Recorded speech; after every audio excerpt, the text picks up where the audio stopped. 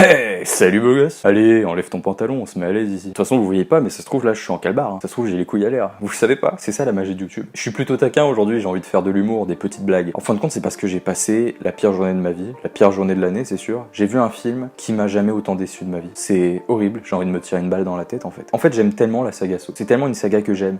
J'avais tellement envie de vous dire face caméra. Et d'ailleurs, je m'étais un peu préparé psychologiquement à me dire putain, je vais faire une critique d'enfer. Je suis vraiment allé voir ce film en mode j'avais la patate, j'avais la banane, j'ai rien regardé, les previews ou quoi que ce soit. Je voulais vraiment me faire mon propre avis. La déception, j'ai passé un moment difficile. Hein. Et je suis un grand fan de la saga Saw, hein, vous pouvez pas imaginer. En plus d'avoir passé un mauvais moment en salle, c'est que là, on va passer un moment où je vais défoncer le film. Du coup, c'est même pas drôle, c'est que je m'étais tellement, en plus de ça, préparé à faire une critique de dingue, à me dire putain, celle-là, je vais la travailler, on va parler d'un sujet de fou, ça va être Saw, ça va être relié aux anciens, on va pouvoir faire un débat de malade. C'est pas le cas, hein.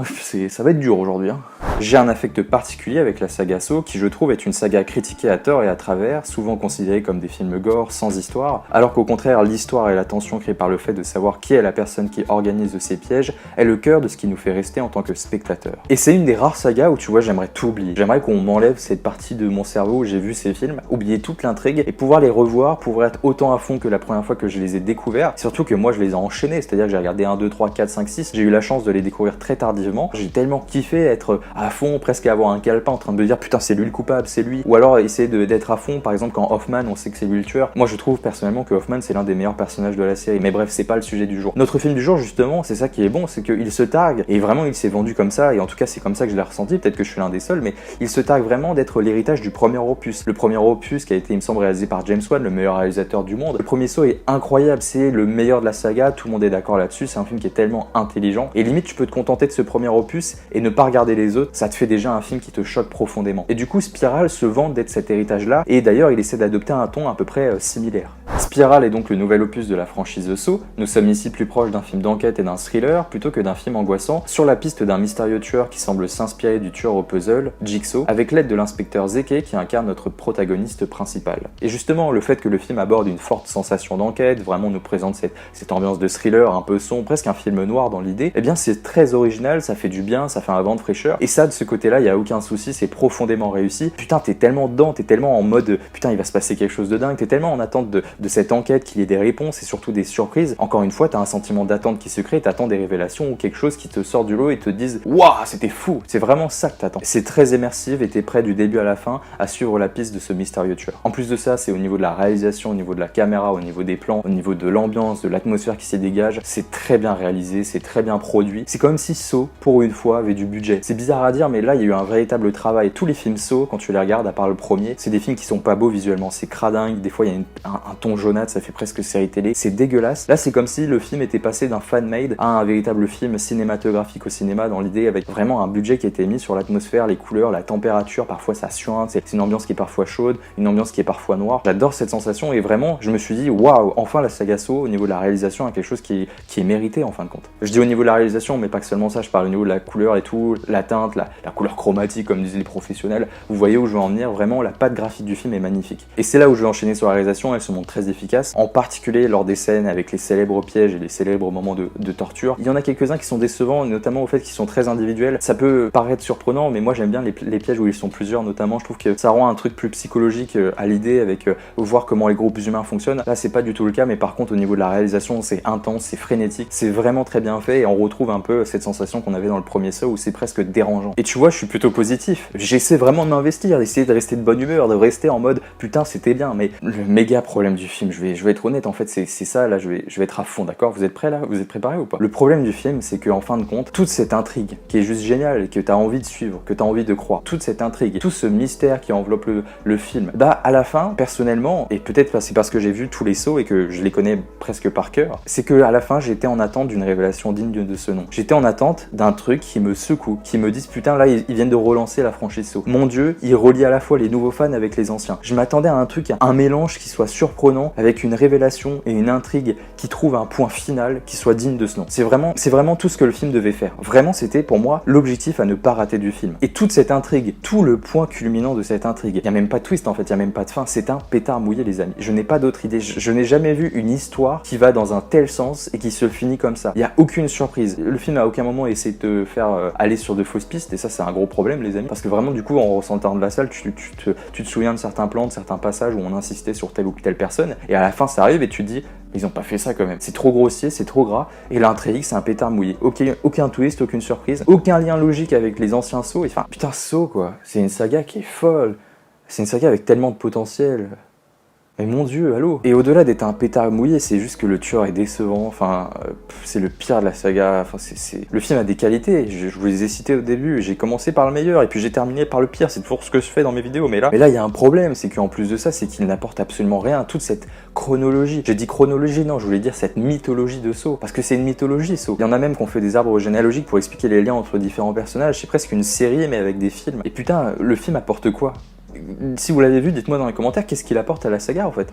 Le problème de Spiral, c'est qu'il s'est vendu comme un redémarrage d'une franchise. L'objectif c'était de remettre en place l'univers de Saw, tout en prenant en compte les films précédents, sans oublier de corriger les défauts. Ce qui n'est absolument pas le cas ici. Et au-delà d'avoir une enquête, une histoire qui aboutit à pas grand-chose et qui ne sert presque à rien dans l'univers de Saw, et encore une fois, je suis déçu parce que le précédent c'était Jigsaw. Et Jigsaw, je suis désolé, c'est loin d'être un bon film, c'est loin d'un film qui apporte quelque chose à la saga, et encore pire, je trouve qu'il est inutile, même s'il avait des liens. Mais là c'est encore pire, il y a encore moins de liens qu'avec Jigsaw, et Jigsaw tu voyais que c'était collé de la mauvaise façon, enfin c'était un film qui était déjà horrible je trouve. Et c'est ça qui est dommage, c'est que Spiral il avait de bonnes intentions et ça se voit que l'équipe avait une certaine confiance au sein du projet. Et en plus de ça, c'est que le film possède de grandes idées, il a des idées très originales, notamment au niveau de ce monde des policiers qui est corrompu, de se concentrer plus sur la police, de voir qu'il y a des failles dans le système et ce genre de choses. Il y a même un sous-texte qui avait appuyé, qui correspond parfaitement à la thématique de Saw, et ça j'ai adoré. Mais tout cela encore une fois est désamancé parce que même si t'as du potentiel, si la fin elle est décevante, si elle arrive pas à te hype, à te dire putain j'ai hâte de voir la suite ou ce genre de choses, mais à quoi ça sert? Tout est désamorcé. Et en fait ce qui me vraiment me turlupine,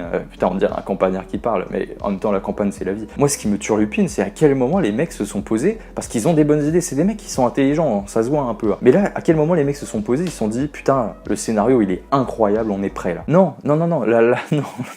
non, je peux pas croire. Les fanmade de Saw sont meilleurs que ça, mais vraiment, mais l'histoire, elle est... Putain, il y a des liens, et tu peux même forcer les traits, c'est Hollywood, tu peux même aller plus loin, faire revenir limite un personnage. Et moi, en fait, je m'attendais à un truc qui arrive, c'était limite qu'il nous fasse revenir Hoffman. Hoffman, on le voit pas mourir dans la saga. On le voit pas mourir, on est d'accord. Je suis désolé, c'est presque du spoiler, et si vous vous attendiez à ça, il y a une partie du public, je sais, qui attendait le retour d'Hoffman, par exemple. Et on s'est dit que c'était le meilleur moment avec Spiral, le fait qu'ils veulent réintégrer, remettre en avant la franchise, ramener un ancien personnage tout en essayant de l'intégrer à des nouveaux spectateurs qui n'y connaissent rien, ça aurait été le meilleur moment je trouve. Hoffman, personne ne l'a vu mourir face caméra. Il aurait très bien pu revenir, devenir le nouvel héritage, refaire ce qu'il a fait, mais cette fois-ci avec une évolution. Il a appris de ses défaites, il a appris de ce qu'il avait mal effectué dans les précédents films, et là il revient plus fort, c'est vraiment l'héritage de Jigsaw, c'est lui l'héritage, il est le digne héritier. Putain, je viens de construire un meilleur scénario que tout le film a adopté, et c'est ça qui me désole, c'est que les mecs ont fait aucun effort. On dirait seulement que les mecs c'est des fans de tout ce qui est policier, ce qui est fan du système policier, également avec l'ambiance thriller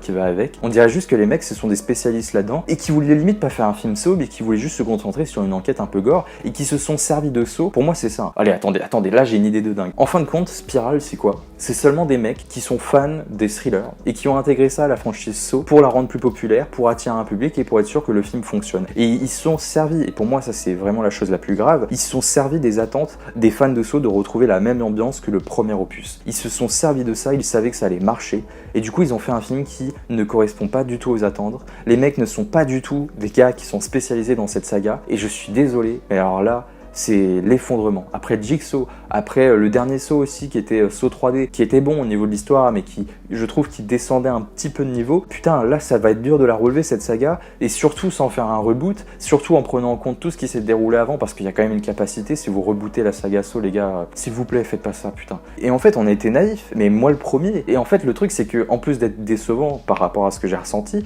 encore une fois c'est que j'avais des attentes qui étaient là, et peut-être que j'aurais dû réduire mes attentes, et peut-être que ça explique en partie ma déception. Peut-être que vous, si vous n'avez pas beaucoup d'attentes, si vous n'avez pas beaucoup d'attache à cette saga, peut-être que vous allez passer un bon moment. Mais en tout cas, moi, je trouve que l'intrigue est un pétard mouillé du début à la fin, et ça me dérange parce que là où je mets le plus d'importance dans un film, c'est au niveau de son histoire. Et moi, je veux une histoire qui me tient en haleine, qui a des surprises. Et après, tu peux rattacher autour de cette histoire une intrigue, des mystères, des personnages et tout un tas d'éléments plus complexes. Mais la base d'un film, c'est quand même l'histoire. Au final, Spiral n'est pas le redémarrage que nous souhaitons. À l'heure où les franchises mythiques reviennent comme Halloween, Candyman ou aujourd'hui la saga Saw, je dois dire que je suis inquiet sur la façon dont sont parfois traitées ces figures de l'horreur, ce qui fait peur pour l'avenir et pour la suite du cinéma horrifique. Non mais en vrai les gars, genre ramenez Hoffman.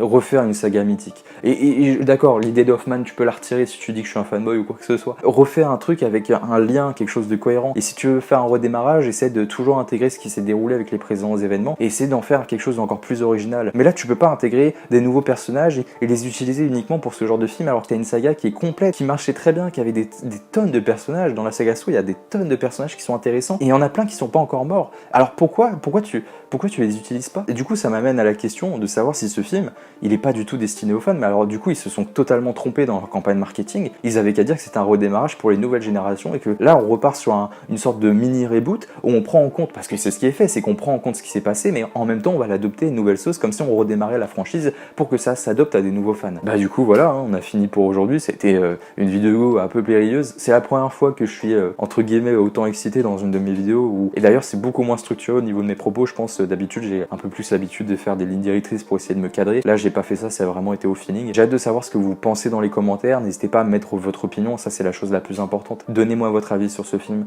Vraiment, je suis en phase d'attente. J'ai envie qu'on discute de tout ce qui s'est déroulé dans le film également. Alors, si vous allez dans les commentaires, ça va peut-être spoiler un peu, je suis désolé. Et puis, on se retrouve bientôt. Lâchez un like, un commentaire et surtout vous abonner. Et puis, on se retrouve bientôt. Prenez soin de vous. À la prochaine. Mouah, ciao, bene les gars.